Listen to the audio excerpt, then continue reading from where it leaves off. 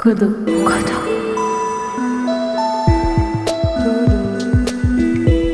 구독, 구독.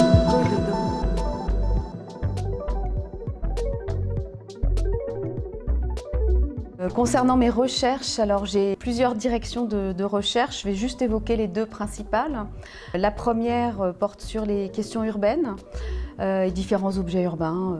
J'ai commencé par travailler sur les grands ensembles d'appartements à Séoul et essayer de montrer comment pour moi ces appartements, ces grands ensembles et la création de la ville verticale a été une des médiations architecturales principales de la création, de la fabrique de la société urbaine en Corée du Sud. J'ai aussi travaillé sur les grands hôtels, la rue à Séoul. Et la deuxième direction de mes recherches porte sur la frontière entre les deux Corées, donc d'un point de vue géopolitique, mais au-delà aussi, dans une acception, disons, plus anthropologique de la frontière, que je considère comme une méta-frontière, pour reprendre les termes de Michel Fouché, c'est-à-dire comme une frontière qui s'inscrit au-delà de l'espace et du temps qui l'ont créée. Par exemple, elle se déploie à travers la diaspora coréenne de 7 millions de personnes sur plusieurs continents, et elle est aussi intégrée dans les enclaves sociales, par exemple les Nord-Coréens en Corée du Sud, qui sont des familles séparées, etc. Je travaille sur différents sujets. J'ai été intéressé par la question de l'alimentation, mais depuis plusieurs années, et grâce à Valérie, je travaille sur les questions d'hétérologie, c'est-à-dire les représentations et les mises en récit de l'altérité, par exemple dans le cinéma. Et depuis quelques années maintenant, je travaille également sur les villes, c'est ce qui nous rapproche dans nos recherches communes, les espaces publics et ce que j'appelle les régimes de visibilité, la manière dont la ville crée, entretient, produit des distances et entre le bâti, le monument et les acteurs de la ville, mais aussi entre les citoyens eux-mêmes. Alors, un fait qui m'a fait tomber de ma chaise, c'est une expérience qui date du dernier voyage en commun en Corée du Nord, qui date donc de septembre 2018, où on était partis donc à la fois pour participer à un colloque à l'université Kim Il-sung et puis pour continuer notre projet avec l'université d'architecture de Pyongyang. Et donc au retour de Pyongyang, en arrivant à l'aéroport pour blaguer avec Benjamin, je lui dis tiens, on va essayer d'enregistrer nos bagages directement pour Séoul. Et en pensant que ça ne serait pas possible et qu'on allait nous rire au nez en nous disant mais non, on ne peut pas enregistrer des bagages directement de Pyongyang à Séoul. On est obligé de passer par la Chine, par un pays tiers. La frontière est totalement fermée, elle est infranchissable. L'employé de l'aéroport nous dit oui, pas de problème, et enregistre nos bagages directement. Je me suis dit mais en fait, cette frontière, elle a déjà changé.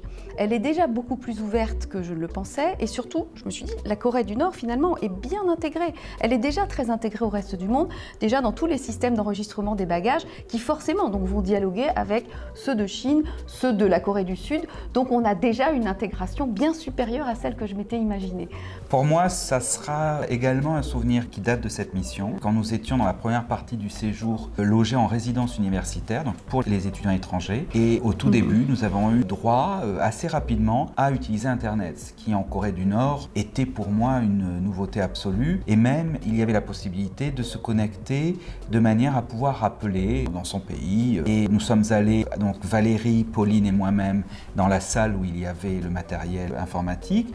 Et Pauline ainsi que Valérie ont pu appeler leurs proches en France. En revanche, j'ai pu vérifier mes emails, mais je n'ai pas pu appeler en Corée du Sud où je réside parce que les deux pays étant dans la situation que l'on connaît, cela aurait pu être dangereux pour les personnes que j'appelais en Corée du Sud. Donc je me retrouvais dans la situation où j'étais du groupe, celui qui physiquement, géographiquement était le plus proche de sa résidence, en Corée du Sud, Séoul, et en même temps le plus loin. Et cela m'a introduit dans une dimension très personnelle de mon histoire individuelle en Corée du Sud pendant un quart de siècle. Donc, de l'autre côté de cette frontière hermétique dont parle Valérie, donc de cet objet Corée du Nord que nous étudions actuellement, et donc de ce rapport très particulier que j'avais avec ce terrain. On le sait très bien que l'idée de neutralité, d'objectivité absolue est une construction et qu'elle est bien sûr à déconstruire. Mais là, cela m'est apparu de manière presque physique, où moi, j'étais vraiment envahi par toutes sortes d'émotions. Normalement, on essaye de travailler avec ces émotions et bien sûr, on n'est plus dans une période où on cherche à les refouler ni les inhiber, mais en tout cas à les contrôler, ce qui est le gage de l'objectivité. Toujours est-il que pendant le séjour, cela a été un petit peu dur à gérer pour moi au niveau individuel.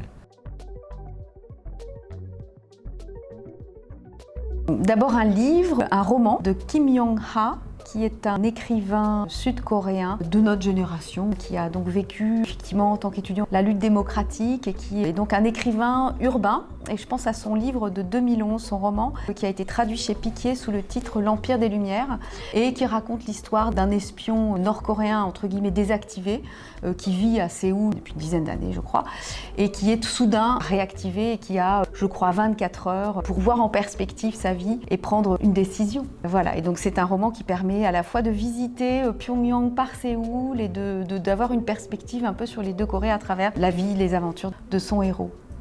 Donc un film, encore une fiction, le film JSA, Joint Security Area de Park Chan-wook. C'est un film, je ne sais plus la date, 2000, qui se passe à la frontière intercoréenne, plus précisément dans la zone de sécurité commune à Panmunjom, où se côtoient les armées de la Corée du Nord, de la Corée du Sud et puis l'ONU. Et où, à la suite d'un incident à la frontière ayant entraîné la mort de soldats sud- et nord-coréens, une enquête est menée par une inspectrice suisse. Et donc, ça donne une bonne idée des fantasmes et de l'image de la frontière par ce réalisateur qui est sud-coréen. This is a very special case. Our job is to find out not who, but why. The perpetrator is already in custody. We even have his confession. Your ultimate goal is to remain perfectly neutral and not to provoke either the South or the North. 이제 그날 일에 대해서 말해줄래요? 그냥 탈출만 할 생각이었다면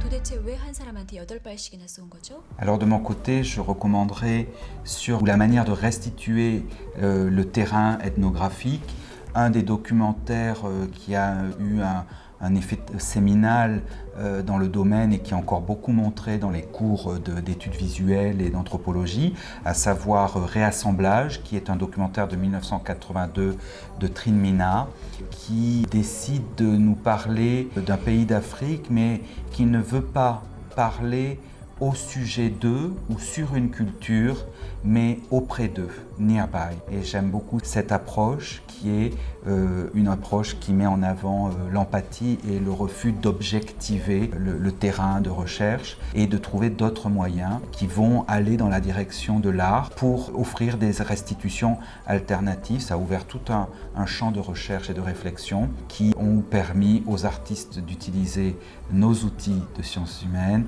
et sociales et à nous chercheurs d'aller vers l'art. Alors pour rester dans le cadre de la réflexion sur le terrain qui est quand même le centre de notre livre, je vous proposerai un livre récent en français qui est Le terrain mis en scène, qui aborde les relations entre l'art et l'ethnographie. Je vous le propose parce que le grand livre des années 80 qui a lancé la réflexion sur l'écriture du terrain, c'est un livre en anglais, Writing Culture, de Clifford et Marcus, et qui n'a pas été traduit en français. Voilà pourquoi je vous propose une référence de 2017.